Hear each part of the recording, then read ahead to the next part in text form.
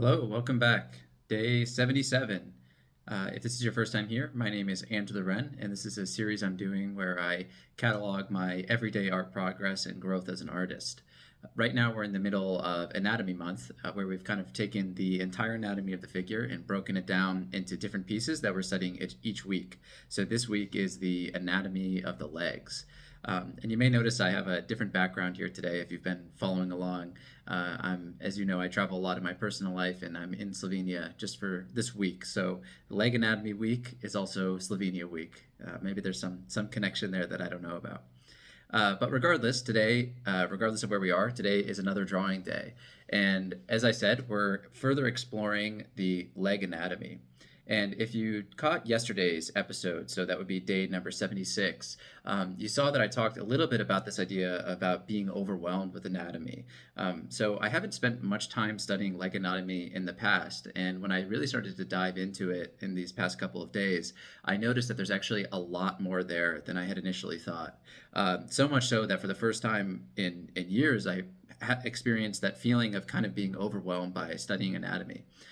But what I talked about was this idea of taking something that you're overwhelmed by and just breaking it down into smaller pieces. So rather than just trying to think of the entire leg as one, complex structure that you have to understand every detail of, I broke it down into first just looking at the upper anatomy of the leg from the front view. And then I slowly rotated it. Okay, let's look at it from the side and then from the rear. And then we can do the same with the lower leg. And then once we kind of have all of these pieces, we can put together just looking at the leg from the front, then just from the side, and just from the rear. And in this way, something that previously felt like this super complex system of muscles and tendons and bone structure becomes something that's really manageable and easy to work with. So today is just going to be kind of a continuation of exploring that idea and kind of breaking down the leg anatomy and trying to understand it a little bit better. So this is another drawing that I'm doing that is a copy of an anatomy diagram that is in the Valerie Winslow textbook. And if you haven't seen that before, it's an amazing reference for learning anatomy, and it's linked in the description below. But what's different about this particular pose is that it's actually in dynamic it's in motion. It's a dynamic drawing of the leg anatomy. So previously I just looked at the leg kind of, as a still structure, almost like a still life, just trying to understand kind of the highways and structure and system of the leg anatomy. And now we're putting it into motion and starting to understand a little bit better what these muscles do and how they change as they start to move. So I did the drawing that you're seeing you're watching play on the time lapse beside me. I think in total it was probably about 45 minutes or an hour, which is way more time than it should take to copy one of these kind of anatomy drawings.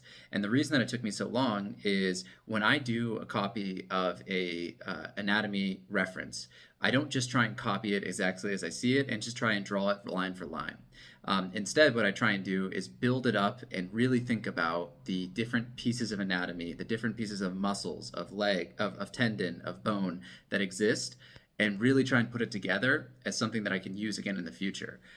Because to me, it's really a bit of a waste, a disservice to yourself and a disservice to your study of anatomy, to just kind of do a straight up copy of an anatomy drawing. You won't internalize it in the way that you really need to be able to use it again in the future. At least this has been my experience.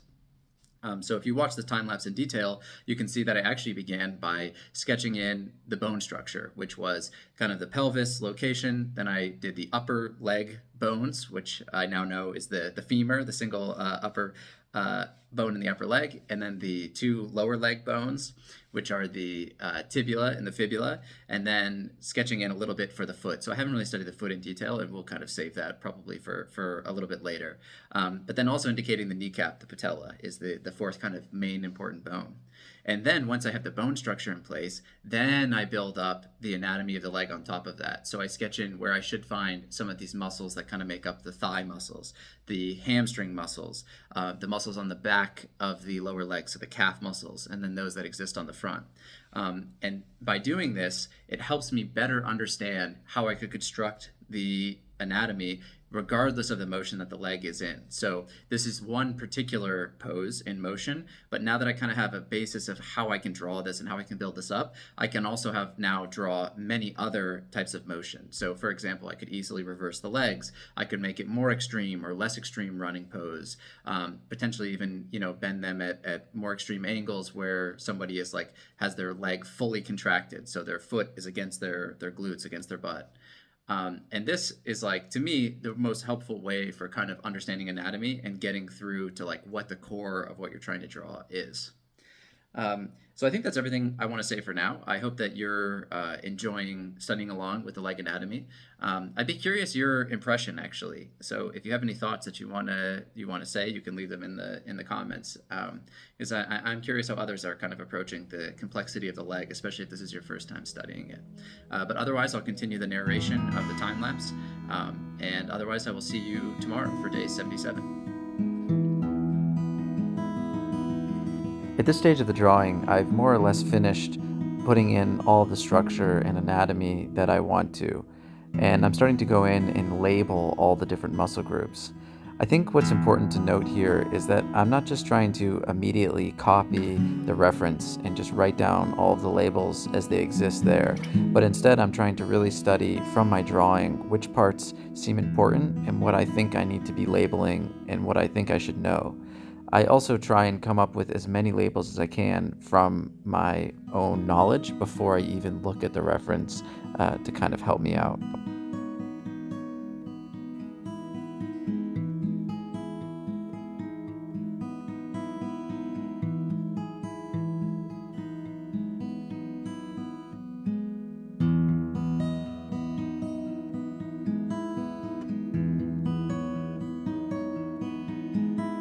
As we approach the final minutes of the drawing, I'm now going back in and kind of tightening up some of the line quality.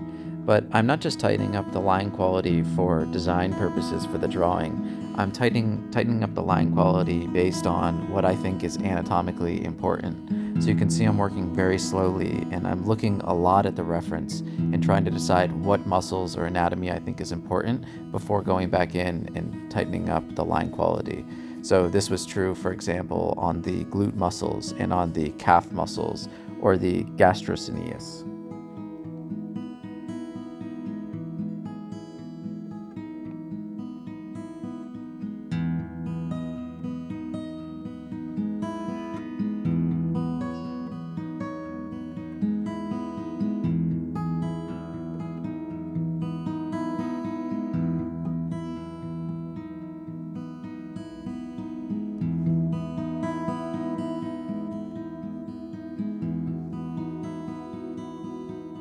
That's all for this drawing. I hope it inspired you to draw today as well, and we'll see each other tomorrow.